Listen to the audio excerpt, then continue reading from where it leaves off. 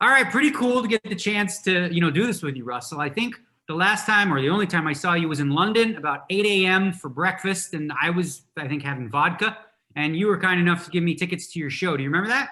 I actually do remember that. And then we hung out in Vegas one time, didn't we? I don't remember that. Maybe. I do remember running into you in London at the airport, but then I remember running into you again in Vegas, and that time at least we were both drunk. See, you must. That's what happens when whatever happens in Vegas stays in Vegas. Apparently. Yeah. You forgot about me like I'm some sort of tramp. Yeah. Well, one of the things that happens in Vegas is poker, and I was wondering, like, how much poker, going into this, have you played? I've not played a lot of poker, but I have enjoyed it. I played a lot of video poker, if that counts. I mean, it's an entry level. It's an entry level poker, but like, you take it to the next level. Like some of these, I mean, a lot of guys in your field, like a lot of other comedians have sort of jumped in, like Kevin Hart, Norm Macdonald, Sarah Silverman, and whatnot. Everybody with a gambling problem. Everybody with a gambling. Well, Norm, poker. I don't know. I don't think Sarah has one, but I know Kevin and Norm, they got a. Well, yeah. I think Norm went to poker to sort of alleviate the gambling problems he had before. Right. At least he's more in control of this gambling. Yeah. What do you think it is about poker that, comedians are driven to? Well, you got to think quickly, and you can't let them know what you're thinking about.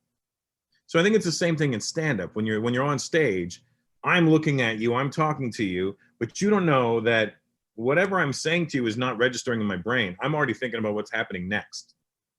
I'm listening to your answers, and then I'm plotting and planning, because it's not about the immediate move, it's about the move after the move.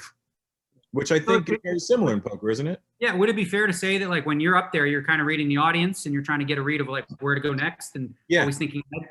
Yeah, you want to know what your limits are with these people. You want to, am I going to go too far if I make this kind of joke? They seem a little sensitive. Maybe I'll take them back this way, and then I'll backdoor the joke in. Whatever. But we'll get it done however we need to get it done. I was going to say, I mean, it must be tough in 2021, like, being a comedian out there, especially in your lane, right? Because you push the envelope. I do. Well, here's the thing. The people that are coming to see me, I've been doing it 32 years, right? The people that are coming to see me already know what they're coming to see. And that's why they're there.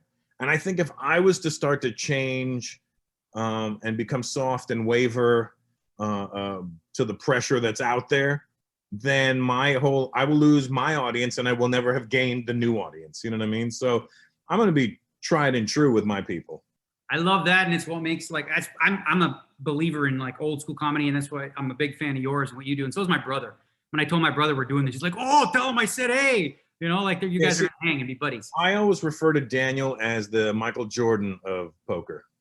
Well, I don't know about that, but, like, it's on that lane, like, who are some of the guys that you watch play poker, like, try to learn from? If you're, I know you're new to it, but is there anybody that you watch that you sort of say, I mean, you're like that guy? You're literally the marquee name, and then I would watch Gabe Kaplan play. Well, yeah, Gabe as a player. Well, Gabe is old school. He's a commentator more or less these days, but he plays in those cushy, Hollywood private poker games. I mean, do you ever get invited to games like that? Yeah, Bruce Buffer had invited me to one, and then I was like, Bruce, I don't know the game well enough to be sitting in on a tournament like that, especially if my money's on the line. I'm definitely not ready for that. But if somebody else's money, you're fronting me, I'll try it out. Sure, why not? Okay, like, if you could come up with your dream Hollywood poker game lineup, like, who's in that game? I mean, who do you want to fleece? I would like to play against Michael Jordan, actually Michael Jordan, because I know I think he's a big poker player too, isn't he? He gambles on everything. Yeah. He does. Yeah, basically. Most of the time, my gambling in Vegas consists of, she looks clean, but. that's high stakes, what you're playing. That's high stakes. It certainly is. Right. All right. So let's get down to the $5,000 showdown. I'm excited to see you in action. $1,000. Yeah. Why don't you tell me what's the deal with that? What exactly is happening? Okay. So it's a $5 buy-in, and you can win $5,000. Really, I don't know much more to tell you. 5 for 5. I mean, that's a pretty good return on investment as far as I'm concerned. All right. And this happens March 30th, 7 p.m. Eastern time.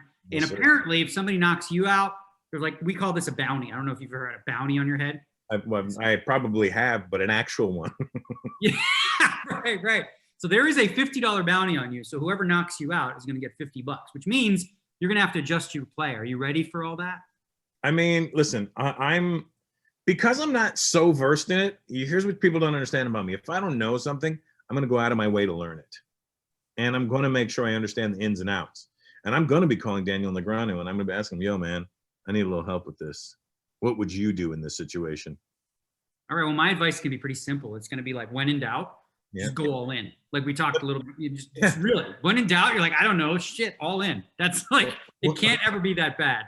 We were playing when we were on tour a few years ago, and I think I have a picture of it. Just a picture of me going like this, grabbing the pot and sucking it in because I went all in. I just kept going all in. I kept going all in like this. I just kept doing this. Yeah, I mean, it's tough to play against. So like, so this all happened on GGPoker.